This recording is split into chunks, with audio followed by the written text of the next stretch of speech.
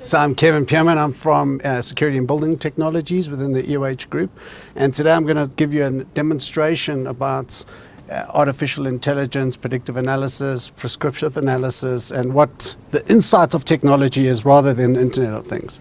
So you would have heard from Justin and Grant. They're talking about different levels of analytics, different game changers, who moved my cheese, who's doing things differently. That's what we've got to be within EOH. If we're going to look at doing a digital strategy and we're going to look at being innovative and being different, we've got to think outside of the box. And we're going to look at what problems are we actually solving? What are the customers' drivers? What are their objectives? And how are we going to meet these drivers? And how are we going to meet these objectives? And how do we quantify those drivers and objectives?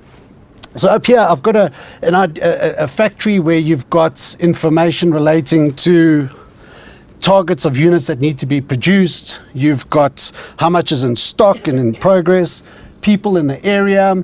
You've got how many vehicles are being loaded at the time.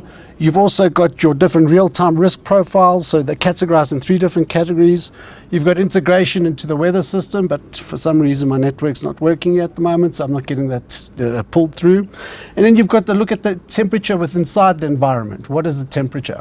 And then you've got your production line.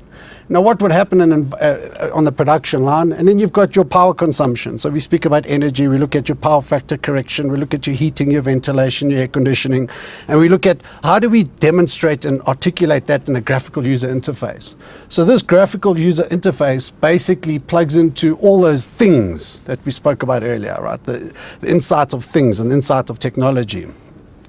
So on the left-hand corner is a little taskbar that will, once I run a simulation, you'll see what comes up there. Right now, there's no active threats at this time.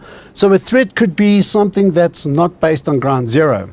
Down at the bottom, you can see the plant is running at optimum at ground zero. State zero basically means that everything that we've predefined in the operations and the standard operating procedures, everything that we need to do in order to run an efficient environment is at ground zero. Anything from that to state 1 means, hold on, we've got some problems within the facility. What do we do?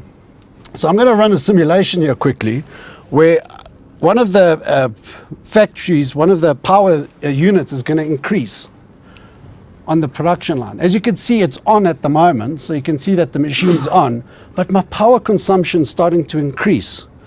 With my power consumption starting to increase, it's starting to cost me more money, depending on when I'm using that power. Have I automated the demand response so that I'm getting the right power within my factory? Is my factory being efficient?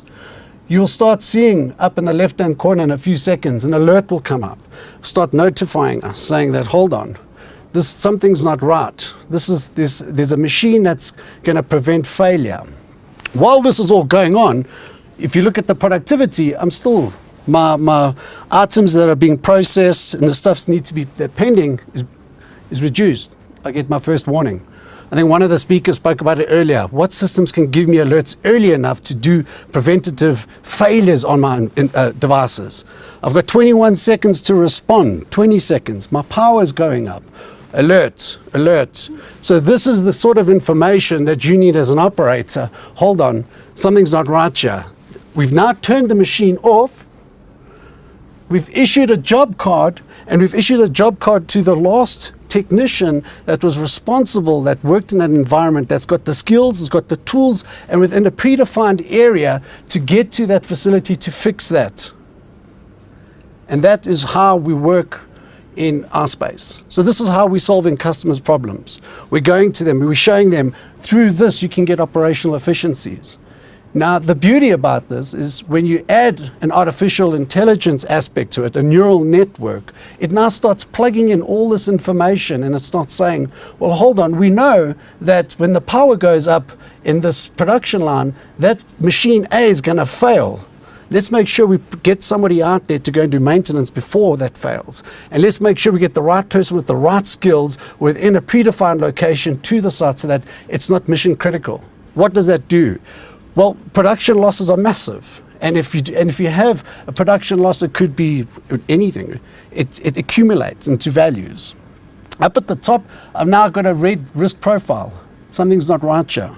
And this is what we sell. Well, this is what I sell. I sell intelligence that helps solve customers' problems.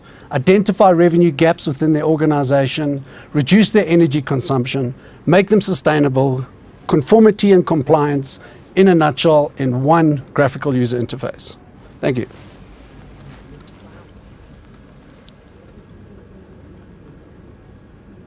Will that alert continue until something's done?